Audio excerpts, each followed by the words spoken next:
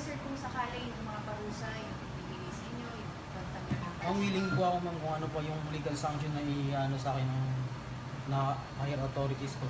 Willing po ako. Sir, sabi nila kasi parang no amount po yung pagpuprovoke sa'yo. Nakita po namin yung video, talagang ilang hataw. So, ano yung masasabi Ma'am, kasi sa simula pa lang, dun pa lang sa Sitio 3, nagkaroon na talaga ng pagmumura hanggang sa may Rebo hanggang sa barangay. Nagkaroon po talaga ng patinding pagmumura na hindi po katanggap-tanggap din sa amin.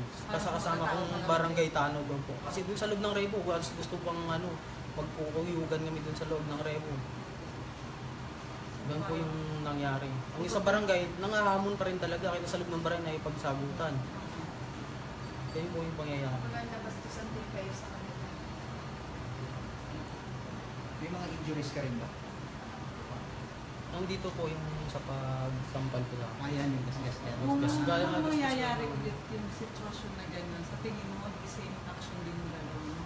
Ma'am, hindi na po siguro kasi ito ay magiging isa na sa mga big lesson na aming naranasan. So, Magiging lesson na po ito. Magkakaroon na po ng control sa aking sarili.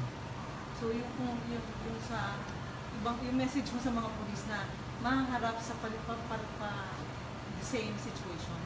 Ano sabi mo? Minsay ko lang po sa mga kapwa ko yung pulis. Pag maharap po kayo sa ganitong sitwasyon na masusukat talaga yung tinatawag na maximum tolerance, tayo na lang po mismo yung umiwas. Kung hindi talaga kaya, lumabas na lang, layuan na lang po yung tao. Kasi kung nangahamon talaga. Or sabihin na lang yung barangay. Sabihan na lang. Umiwas na lang po talaga. Gano'n ka nakatagal na pulis? Ma'am, po, magti 3 years na. Ilan taon Ito ka pa ba? yung situation na first time mo ba First time ko po na-encounter ito, mamidyo po. Ilan taon ka na? 30 years old. So, kung hindi na daw magkakaso yata sa'yo? Nung nagkaroon po kami ng legal settlement na i-shoulder ko po yung medical expenses and charges. Aha. So until I fulfill the promise, I promise, hindi po sila magkakaroon ng, hindi po magdidemand. Pero ang So willing po naman ako na i-take charge po yung gusto nila na. Oo, pero ngayon daw, makaharap ka sa administrative, aware ka naman doon. So kung maalam ko po yun. Paano kung matanggap ka sa police?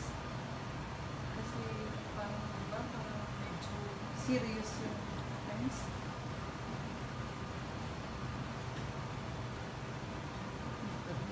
Ayaw mo mawala. Mahal mo yung service. Mahal ko po yung trabaho pag po police po. Gusto ko po talaga mag-police. So gusto pag ko po sinabi yung sa'yo, trabaho ng hindi mo police. na lang uulitin at sigurado mahaba na yung pasensya mo. So kahit padala ka sa Mindanao, okay lang as long as police na ba?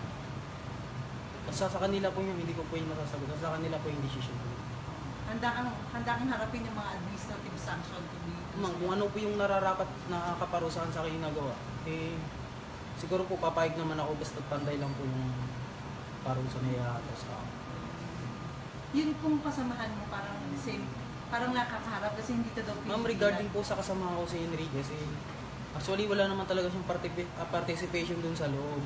Yung nga lang, yung hindi nga lang niya talaga unaawat nangyayari. nagulat lang siya. Doon sa mga nagiinuman sa labas, ano sasabi mo? Kasi nagsimula lang yan kasi umiinom sila sa labas. Ma'am, yung mga nagiinuman sa labas matagal na po yung ordinansa na yan. Hanggang sa nirevise siya ng Ordinance 620. Sa barangay po ng San Jose, may mga pasaway po talagang nagiinom at nagiinom pa rin, kaya tinitikitan. Ganun po talaga yung nangyayari lalo pag weekends po. Okay. Sir, salamat po.